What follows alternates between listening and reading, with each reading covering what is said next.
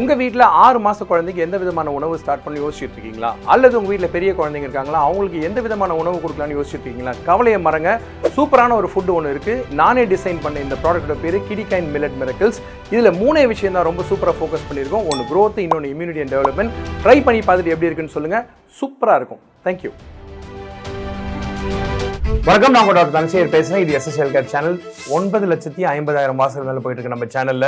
இன்னைக்கு நம்ம பேச போகிற விஷயம் ஒரு எக்ஸலண்டான அடிக்கடி எல்லார் வீட்லையும் நடக்கக்கூடிய ஒரு சாதாரணமான ஒரு நிகழ்வை பற்றி இன்னைக்கு வீடியோவில் பேச போகிறோம். என்ன விஷயம் அப்படின்னு கேட்டிங்கன்னா, தலையில் அடிப்படக்கூடிய, தலையில் வரக்கூடிய காயங்கள், அதனால் வரக்கூடிய ஆபத்துகள் என்னன்னு தெரிஞ்சுக்கணும். பொதுவாகவே பார்த்தீங்க அப்படின்னா 6 மாதத்துக்கு முன்னாடி வரைக்கும் குழந்தைங்களை அம்மாங்க கூட்டிகிட்டு வரப்போ இந்த மாதிரி பிரச்சனைகளை பற்றி யாரும் பேசுறதே கிடையாது.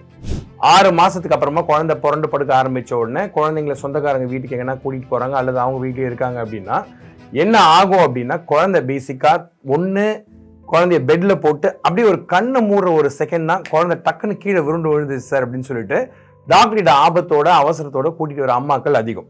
அது மட்டும் இல்லாமல் வீட்டில் வந்து குழந்தைங்களை வந்து வேலைக்கு போகிற அம்மாங்களா இருக்கட்டும், வேலையை வீட்டில் இருந்து ஒர்க் ஃப்ரம் ஹோம் பண்ணுற அம்மாங்களா இருக்கட்டும், குழந்தைங்களை பெட்டில் போட்டு அப்படி திரும்புகிற சமயத்தில் குழந்தைங்க டக்குன்னு கீழே விழுந்துடுறாங்க, குழந்தைங்க அழுகுறாங்க, உடனே ஹாஸ்பிட்டல் கூப்பிட்டு வராங்க. இதுதாங்க எங்கே இருக்கக்கூடிய ஃபர்ஸ்ட் பிரச்சனை. ஸோ இந்த விஷயங்களை பற்றி நீங்கள் தெரிஞ்சுக்கணும்னா அடிப்படை அறிவியல் உண்மைகள் தெரிஞ்சுக்கணும். எப்போ பயப்படணும், எப்படி பயப்படக்கூடாதுன்றது நீங்கள் கட்டாயம் தெரிஞ்சுக்கணும். மொதல் விஷயம் என்னன்னு பார்த்தீங்கன்னா, ஒரு குழந்தை ஒரு 3 அடி உயரத்துக்கு மேலேருந்து கீழே விழுறாங்கன்னு வச்சுக்கோங்களேன், அது வந்து நிச்சயமாக பயப்படக்கூடிய ஒரு விஷயம்தான். 3 அடி மற்றும் 3 அடி கம்மியாக இருக்காங்க அப்படின்னா பெருசாக காயங்கள் ஏற்படுறதில்ல. இயற்கையோ கடவுளோ நீங்கள் யாரை நம்புறீங்களோ உங்கள் உடலை அந்த மாதிரி அமைச்சிருக்காங்க ஒரு ஸ்ப்ரிங்கு போல. ஸோ குழந்தைங்க என்ன ஆகுறாங்கன்னு பார்த்தீங்கன்னா, விழுந்த உடனே குழந்தைங்க அழுகுறதுன்றது ஒரு நல்ல விஷயம்தான். ஏன்னா அழுகுறது நல்ல விஷயம் டாக்டர் சொல்றாருன்னு நினைச்சீங்க அப்படின்னா, அழுகிறது அப்படின்றது நிறைய விஷயங்கள் நமக்கு உணர்த்துது. முதல் விஷயம், குழந்தையோட சுவாச பாதைன்னு சொல்லக்கூடிய ஏர்வே நார்மலா இருக்கு. 2வது பிரீதிங் நல்லா இருக்கு. 3வது சர்க்குலேஷன் நல்லா இருக்குன்றது சொல்லுது. அதே கீழே விழுந்த குழந்தை சுயநினைவு இல்லாமல் திடீர்னு அப்படியே படுத்தே கிடக்குறாங்க, அழுக சத்தம் ஓசை எதுவுமே கேட்கல, குழந்தை வந்து மயக்க நிலையிலே இருக்குன்னா அது கண்டிப்பாக ஆபத்தான ஒரு விஷயம் தான். பொதுவாக விழுந்த குழந்தைங்க அழுகுவாங்க. அழுத பிறகு கொஞ்ச நேரத்தில் குழந்தைங்க என்ன பண்ணுவாங்கன்னா வாந்தி எடுக்க ஆரம்பிப்பாங்க சில குழந்தைங்க. இதற்கான காரணம் என்னன்னு கேட்டிங்கன்னா, ஒன்று பயத்தினால இருக்கலாம், 2வது அழுகிறப்ப குழந்தைங்க நிறையா காற்றை உள்ள ஸ்வாலோ பண்ணிட்டு அதனாலையும் வாந்தி எடுத்துருவாங்க. பால் குடித்த பிறகோ உணவு உண்ட பிறகோ அடிப்பட்டால் குழந்தைங்க அதனாலையும் வாந்தி எடுக்கலாம். அது 4வது விஷயம். அது மட்டும் இல்லாமல் முக்கியமான விஷயம் என்னன்னு கேட்டிங்கன்னா, தலைக்கு உள்ள ஏற்படக்கூடிய காயத்தை பேர் வந்து கன்கஷன் அப்படின்னு சொல்லுவோம். கன்கஷன் அப்படின்றது என்னன்னு பார்த்தீங்கன்னா, முன்னாடி அடிப்பட்ட பிரெயின்ல பின்னாடி தான் இம்பாக்ட் இருக்கும், பின்னாடி அடிப்பட்ட முன்னாடி தான் இம்பாக்ட் இருக்கும். அது ஏன் அப்படின்னு கேட்டிங்கன்னா, உங்கள் தலையை பொறுத்த வரைக்கும் பார்த்தீங்கன்னா மூளை வந்து ஆக்சுவலாக கடலில் ஆடுற ஒரு படகு மாதிரி இப்படி இருக்கும். ஸோ நான் இப்படி திரும்பினா மூளை என் கூடயே போகுது, இப்படி திரும்பினா அந்த பக்கம் போகுது அப்படின்னா அதுக்கான ஒரே காரணம் உள்ள வந்து அந்த மாதிரி ஒரு ஷாக் அப்சார்பர் சிஸ்டம் வந்து நம்மளுடைய உடம்புல இருக்கு. ஸோ இந்த மாதிரி இருக்கக்கூடிய சூழ்நிலையில் கன்கஷன்னால குழந்தைங்க வாந்தி எடுக்கிறது ஒரு காரணம்.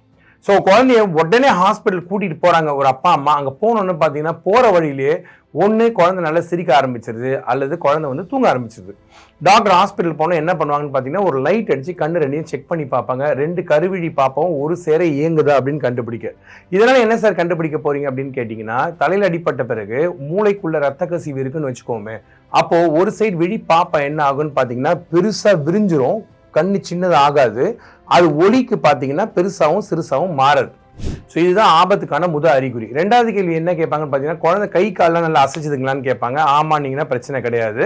அதுக்கப்புறம் குழந்தை வாந்தி அடிச்சா அல்லது குழந்தை எக்ஸசிவாக தூங்குறாங்களா, இல்லை குழந்தை நடக்கிறப்ப தடுமாற்றம் இருக்கா, அல்லது குழந்தைக்கு வந்து வழக்கத்தை மாற்றமா பிஹேவியர் ஏதாவது மாற்றம் இருக்கா, பழக்க வழக்கங்கள்ல வித்தியாசங்கள் இருக்கா அப்படின்னு கேட்பாங்க. இந்த பாக்ஸ் எல்லாம் உங்க குழந்தை டிக் பண்ணிச்சு அப்படின்னா அது தலையில் அடிப்பட்ட காயத்துக்கான முதல் ஒரு பயப்படக்கூடிய சைன். அந்த மாதிரி குழந்தைங்களுக்கு சிடி ஸ்கேன் எடுத்து பார்க்க வேண்டிய அவசியம் வரலாம். இல்லை சார் நல்லா இருக்காங்கன்னா டாக்டர் என்ன சொல்லுவாங்கன்னா, முதல் 48லேருந்து 72 மணி நேரம் வெயிட் பண்ணுங்க.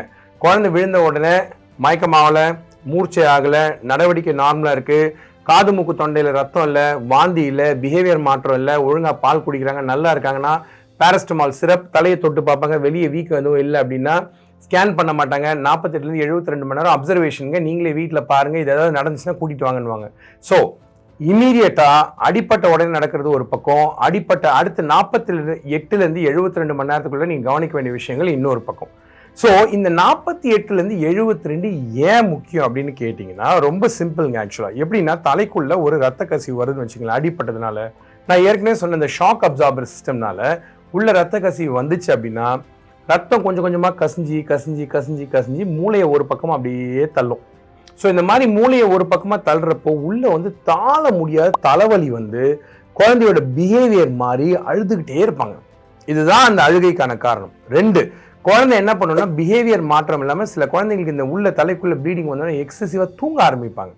அதை பார்த்தீங்கன்னா டயர்டாக இருக்க மாதிரி இருக்கும். 3வது, நடக்கிறப்ப வரக்கூடிய தடுமாற்றமும் இந்த மூளைக்குள்ள வரக்கூடிய ரத்த கசிவுனால தான் வருது. 4வது விஷயம் என்னன்னு பார்த்தீங்கன்னா, இந்த குழந்தைங்களுக்கு அடிப்பட்ட உடனே இம்பேக்ட் தெரியாது. பொதுவாக இவால்விங்னு சொல்லக்கூடிய சூழ்நிலை மாற மாற 48லேருந்து 72 மணி நேரத்தில் நீங்கள் கட்டாயம் அதை கவனிக்க வேண்டிய விஷயம். இந்த மாதிரி குழந்தைங்களுக்கு சிடி எடுப்பாங்க. 2வது சிடி ஸ்கேனுக்கான இன்னொரு விஷயம் பார்த்தீங்கன்னா, தலையில் குழந்தைக்கு அடிபட்டு மேலே ஒரு ரத்த கசிவு வந்து ஒரு வீக்கம் இருந்தால், அந்த வீக்கம் இருந்தால் உள்ளே இருக்கிறது ஃப்ராக்சராக இல்லையான்னு நமக்கு தெரியாது. அந்த மாதிரி இருக்கக்கூடிய சூழ்நிலை சிடி ஸ்கேன் எடுக்க வேண்டிய வாய்ப்புகள் வரலாம். ஸோ பொதுவாக இந்த மாதிரி இருக்கக்கூடிய காயங்களுக்கு என்ன சதவீதத்தில் சார் பிரச்சனை வரும்னு பார்த்தீங்கன்னா, கடவுள் புண்ணியத்தில் ரொம்ப கம்மியான குழந்தைங்களுக்கு தான் இந்த மாதிரி பிரச்சனை வருது. ஸோ இந்த மாதிரி நீங்கள் அடிபட்டாங்கன்னா பேனிக் ஆகாமல் முதல்ல நீங்கள் கவனிக்க வேண்டிய சில விஷயங்கள் நான் தெளிவாக சொல்லிட்டேன். இதை பாருங்கள். 2வது விஷயம், இதெல்லாம் நடந்திருக்குமா அப்படின்னு பார்த்தீங்கன்னா அடுத்த 3 நாள். பொதுவாக இந்த 72 மணி நேரம் கடந்த பிறகு பார்த்தீங்கன்னா ஆபத்துகள் வரத்துக்கான வாய்ப்புகள் மிக குறைவு. ஸோ என்னுடைய கன்சல்டேஷனில் வந்து கேட்பாங்க எல்லாரும், சார் 10 நாளைக்கு முன்னாடி குழந்தை கீழே விழுந்துச்சு சார், இதனால ஆபத்து வருமா சார்னு கேட்டிங்கன்னா, அப்போ அவங்கள பார்த்து நான் சொல்ல வேண்டிய ஒரே பதில், 48லேருந்து 72 மணி நேரத்தில் எதுவும் பிரச்சனை வந்தால் அதை வரி பண்ணும், பயப்படவே பயப்படாதீங்க அப்படின்னு சொல்லி தெளிவாக சொல்லி வீட்டுக்கு அனுப்பிச்சிடும். ஸோ தலையில் ஏற்படக்கூடிய காயங்கள் அப்படின்றது குழந்தைங்களுக்கு நடக்கக்கூடிய ஒரு சாதாரண விஷயம், பயப்பட வேண்டிய அவசியம் இல்லை. இதில் சின்ன குழந்தைங்க நடக்க ஆரம்பிச்சோன்னா அடிக்கடி கீழே விழுந்து தலையில் காயப்படுது பார்த்தீங்களா, இதில் சேர்த்தி ஆகாது. ஏன்னா அந்த மாதிரி காயங்கள்னால பெருசா பிரச்சனைகள் வராது. ஸோ தாய்மார்கள் தயவு செய்து பயப்படாம குழந்தைங்களை பாதுகாப்பா வச்சுக்க கத்துக்குங்க. தொடர்ந்து சேனலை பாருங்க, தொடர்ந்து சப்ஸ்கிரைப் பண்ணுங்க, கமெண்ட் செக்ஷன்ல மறக்காம எழுதுங்க.